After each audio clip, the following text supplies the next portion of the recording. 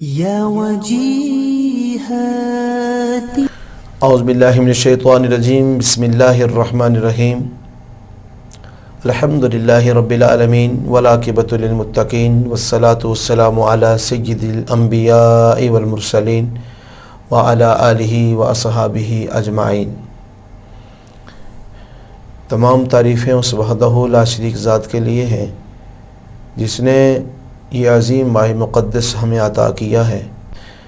لاکھوں کروڑوں درود و سلام نبی مکرم رسول محتشم اللہ کے پیارے امت کے سہارے رب کے محبوب دانہ غیوب احمد مجتبیٰ حضرت محمد مصطفیٰ صلی اللہ علیہ وسلم کی بارگاہ اقدس میں کہ جن کے وسیلہ جلیلہ سے اللہ نے ہمیں یہ عظیم ساعتیں نصیب کی ہیں۔ ناظرین و سامعین، آج ہمارے پروگرام میں علامہ صاحب تشریف لائے ہیں۔ حضرت علامہ مولانا حافظ افراہیم صاحب، علامہ افراہیم صاحب کو خوش آمدید جناب کہتے ہیں۔ آج کا جو ہمارا موضوع ہے حسد، کینہ اور بغض، اس سے ہم نے کس طرح بچنا ہے۔ حسد اگر سینے میں ہو تو اس کے نقصانات کتنے ہیں، کینہ بغض ہو تو اس کے نقصانات کتنے ہیں، ان پر تفصیلاً بات ہوگی۔ علامہ افراہیم صاحب، ہم اپنے آپ کا تزکیہ رمضان المبارک کے اس بابرکت مہینے کے اندر کس طرح کر سکتے ہیں؟ بسم اللہ الرحمن الرحیم، الحمد لولی والسلام علی نبی وعلی آلہ واصحابہ المتعدبین بآدابہ، اما بعد فاعوذ باللہ من الشیطان الرجیم، بسم اللہ الرحمن الرحیم، ام یحسدون الناس علی ما آتاہم اللہ من فضلہ، صدق اللہ العظیم۔ اللہ تبارک و تعالیٰ کا لاکھ لاکھ شکر ہے کہ اس نے ہمیں یہ ببرکت مہینہ، یہ عظیم مہینہ، یہ رحمتوں اور برکتوں والا مہینہ اللہ تعالیٰ نے ہمیں عطا فرمایا۔ اس مہینے کے لمحات انتہائی قیمتی ہیں، اس کا ایک ایک لمحہ ہمارے لیے انتہائی قیمتی ہے۔ رمضان المبارک کا مہینہ جب شروع ہوتا ہے تو اس وقت شیاطین کو جکڑ دیا جاتا ہے، جو شیطان انسان کے جو جتنے بھی ازلی دشمن ہیں تو ان کو جکڑ دیا جاتا ہے تاکہ انسان اللہ رب العزت کی عبادت اور ریاضت کر سکے، اپنے آپ کو پاک کر سکے، اپنا ظاہری اور باطنی تزکیہ کر سکے۔ ظاہری تزکیہ تو پانی کے ساتھ طہارت ہوتی ہے، انسان غسل کرتا ہے، وضو کرتا ہے، کپڑے دھوتا ہے یا تیمم کر لیتا ہے، لیکن اس کے ساتھ ساتھ جب تک باطنی تزکیہ نہیں ہوگا، باطنی طور پہ ہمارا دل پاک نہیں ہوگا، ہمارا دماغ پاک نہیں ہوگا، ہماری سوچ پاک نہیں ہوگی، تو اس وقت تک ہمیں کامیابی حاصل نہیں ہو سکتی۔ اللہ تعالیٰ نے انسان کو دو باتوں کا مجموعہ بنایا ہے، ایسا ہی، جسم اور روح۔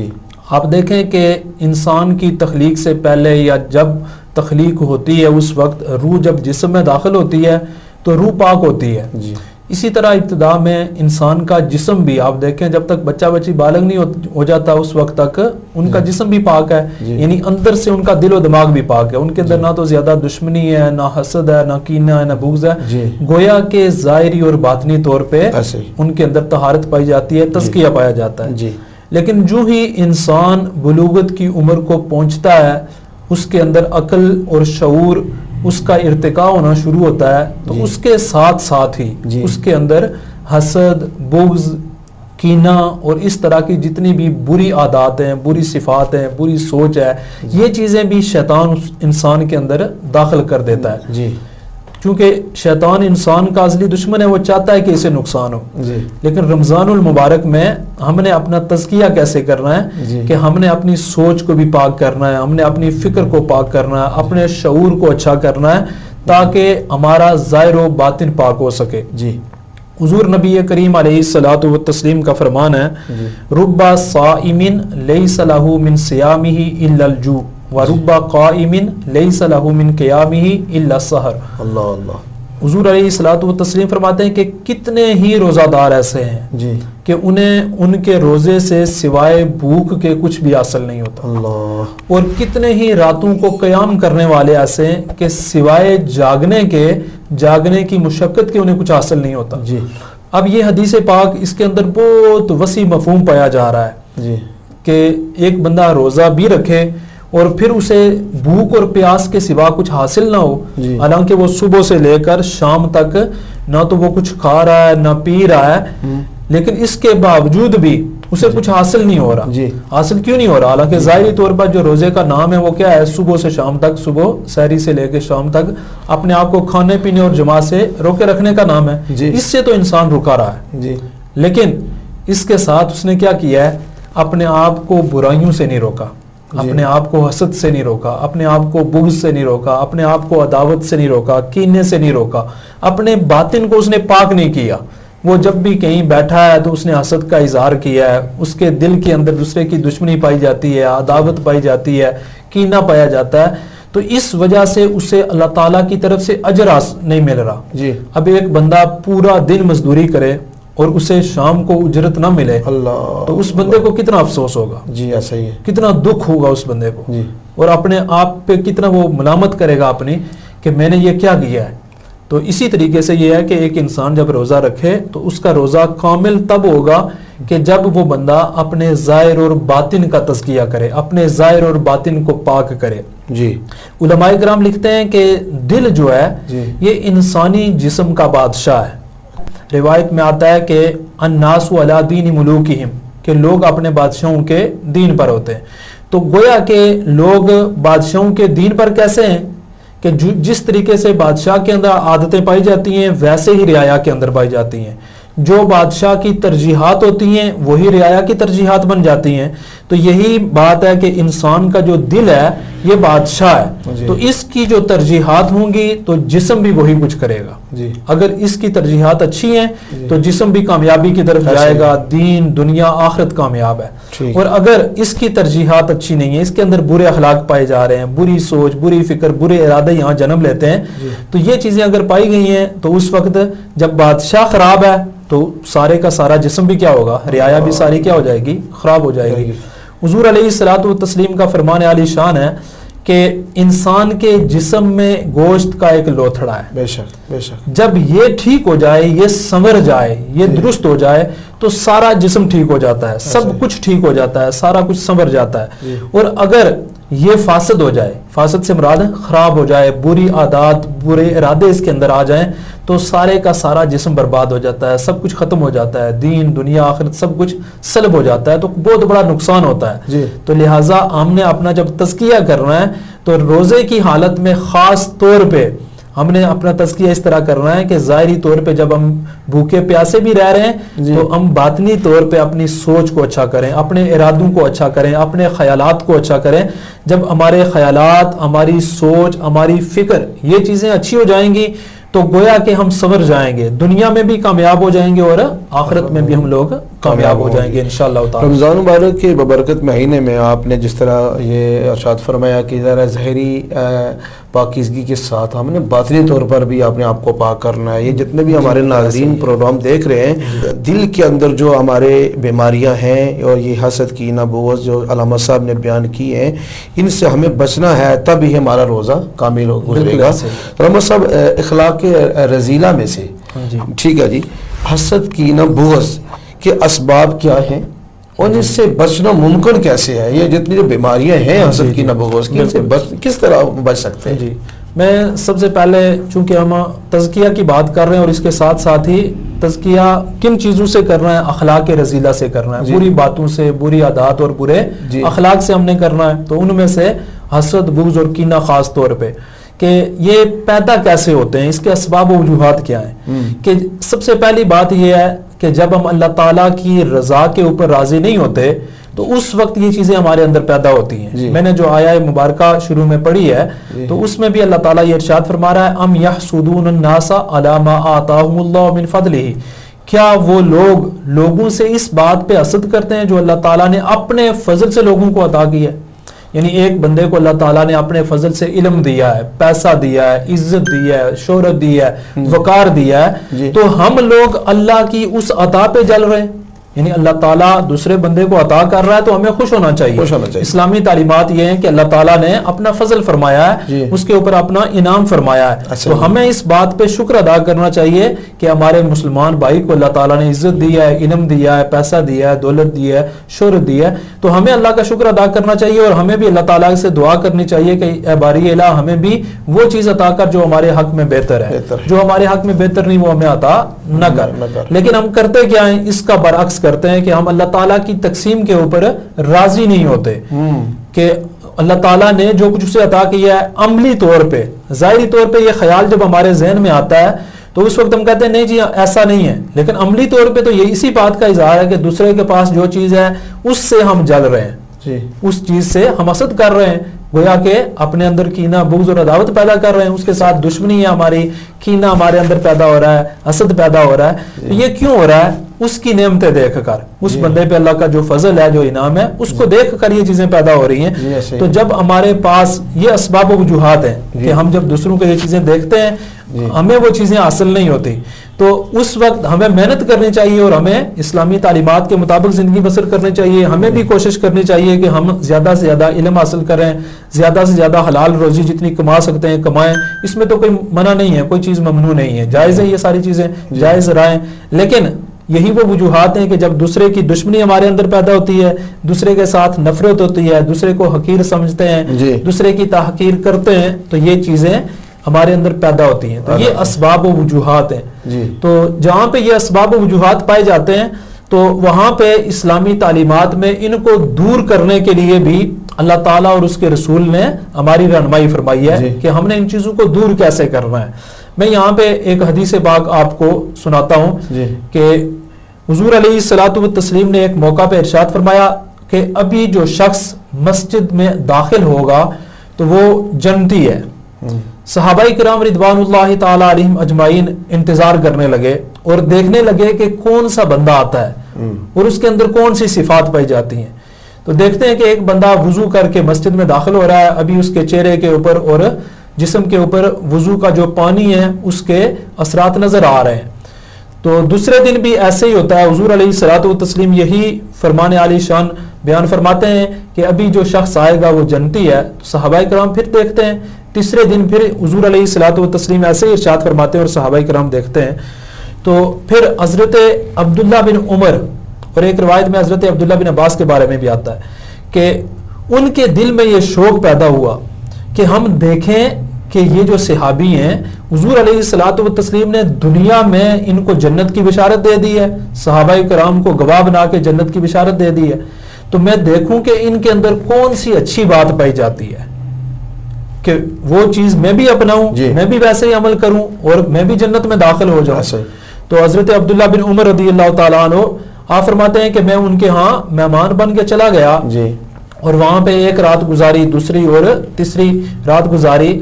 تو جب میں نے دیکھا ان کی زندگی نارمل گزر رہی ہے, نماز روزہ کر رہے ہیں, نوافل وغیرہ جو پڑھنے ہیں نماز کے ساتھ, اور دیگر کوئی خاص اہتمام نہیں ہے اس کے علاوہ جو ہے. تو پھر حضرت عبداللہ بن عمر جب وہاں سے الوداع ہونے لگے تو انہوں نے پوچھا کہ ہم نے حضور علیہ الصلوۃ والتسلیم کو یہ فرماتے ہوئے سنا کہ آپ جنتی ہیں, کہ ابھی جو شخص مسجد میں داخل ہوگا وہ جنتی ہے, تو آپ ہی داخل ہو رہے تھے, تو آپ کے اندر وہ کون سی بات پائی جاتی ہے, خاص بات, جس کی وجہ سے حضور علیہ الصلوۃ والتسلیم نے یہ فرمایا ہے.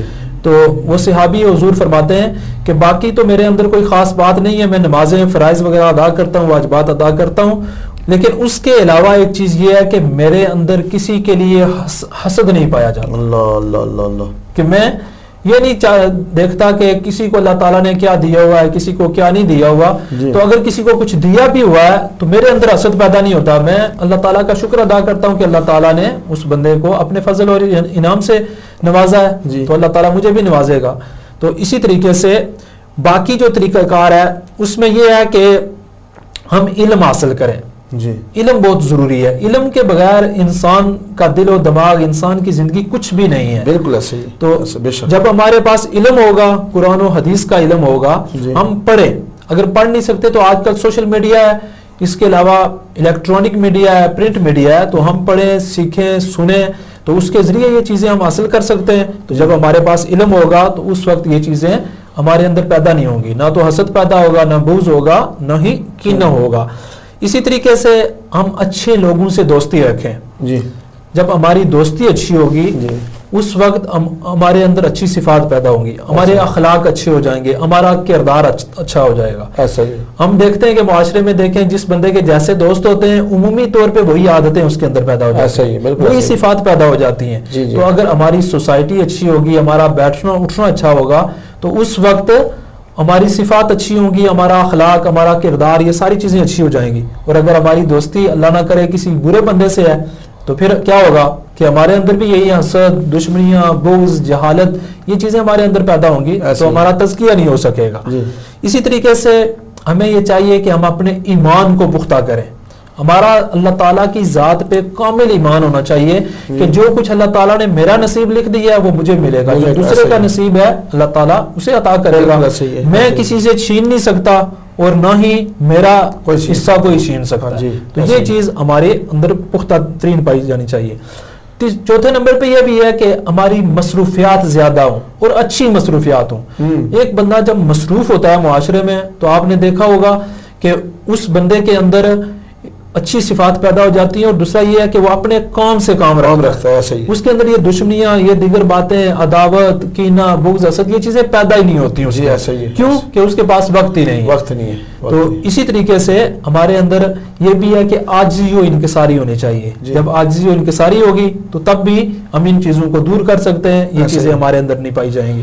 اور اس کے علاوہ اللہ تعالیٰ کی جو تعلیمات ہیں، اللہ کے رسول کی تعلیمات ہیں، ان پہ جب ہم عمل پیرا ہوں گے تو اس وقت بھی ہمارے اندر کوئی بھی بری چیز نہیں پیدا ہوگی، بلکہ ہم کوشش کریں گے کہ ہم قرآن پاک کے مطابق عمل کریں، ہم حدیث پاک کے مطابق عمل کریں۔ تو جب ہمارا عمل قرآن و حدیث کے مطابق ہوگا تو اس وقت ہمارے اندر اچھی چیزیں ہی پیدا ہوں گی، بری چیزیں خود بخود ختم ہو جائیں گی۔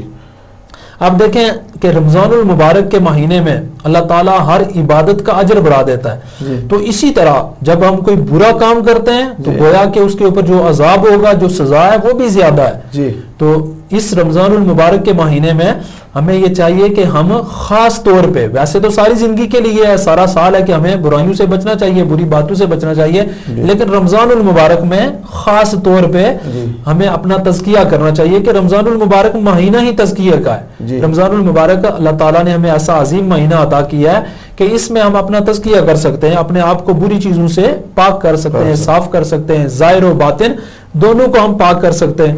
تو جب ہمارا ظاہر و باطن پاک ہو جائے گا تو زندگی کا مقصد ہی یہی ہے کہ انسان اس دنیا میں اچھی طرح سے زندگی گزارے، وہ کسی کو نقصان نہ پہنچائے، پرامن زندگی ہو۔ مسلمان کا مطلب یہی ہے کہ اس کی زندگی پرامن ہو۔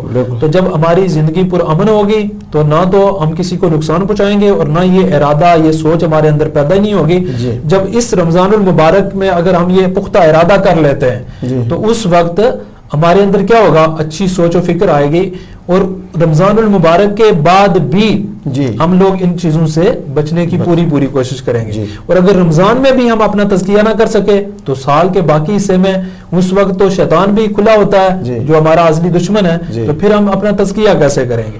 تو اللہ رب العزت کی بارگاہ میں دعا ہے کہ اللہ تعالیٰ ہمیں برائیوں سے بچنے کی توفیق عطا فرمائے، اخلاق رذیلہ سے بچنے کی توفیق عطا فرمائے، رمضان المبارک کے اس ببرکت مہینے میں زیادہ سے زیادہ برکتیں اور اللہ تعالیٰ کی رحمتوں کو سمیٹنے کی توفیق عطا فرمائے۔ کہ اس پروگرام جو ہمارا بہار سلطانیہ چل رہا ہے، آخری پیغام جو ہمارا نوجوان طبقہ ہے، خصوصاً جو نوجوان طبقہ ہے اور معاشرے میں، آپ آخری پیغام کیا دیں گے ان کو؟ جی، میں اپنے نوجوانوں کو، خاص طور پہ امت مسلمہ کے نوجوانوں کو یہ پیغام دینا چاہتا ہوں کہ نوجوانوں کی زندگی اس دنیا میں انتہائی قیمتی زندگی ہے۔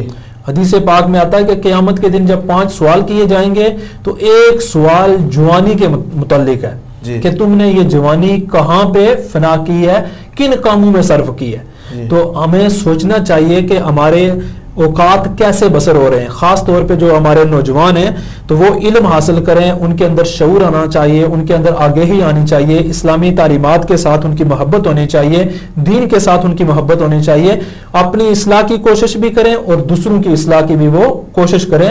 نوجوان کسی بھی معاشرے کے لیے ریڑھ کی ہڈی کی حیثیت رکھتے ہیں، تو جب نوجوان مضبوط ہوں گے، ان کا ایمان مضبوط ہوگا، ان کا کردار اچھا ہوگا، ان کے اعمال اچھے ہوں گے، ان کی صفات اچھی ہوں گی، تو اس وقت معاشرہ خود بخود سیدھی سمت پہ چل پڑے گا، سیدھے راستے پہ چل پڑے گا۔ تو میں خاص طور پہ نوجوانوں سے یہی کہوں گا کہ وہ اس رمضان المبارک کو ضائع نہ کریں، جو زندگی ضائع ہو گئی اس پہ توبہ طائب ہوں اور آئندہ اپنی اصلاح کی کوشش کریں۔ اللہ تعالی ہم سب کو اپنی اپنی اصلاح کرنے کی توفیق عطا فرمائے۔ وما علی الا البلاغ۔ بہت مہربانی جناب، جزاک اللہ صاحب، آپ نے بہت خوبصورت باتیں حسد کی نہ بغض اور اپنے تزکیے کے لیے جو ہمارے سامنے رکھی ہیں۔ اللہ کی بارگاہ میں دعا کرتے ہیں کہ اللہ ہم سب کو ان تمام باتوں پر غور کرنے کی، سمجھنے کی اور عمل کرنے کی توفیق عطا فرمائے۔ پروگرام بہار سلطانیہ رمضان ٹرانسمیشن میں ہمیں اجازت دیجیے، کل پھر ملیں گے آپ کے ساتھ ایک نئے مہمان اور ایک نئے موضوع کے ساتھ۔ وآخر دعوانا ان الحمدللہ رب العالمین۔ یا وجیہا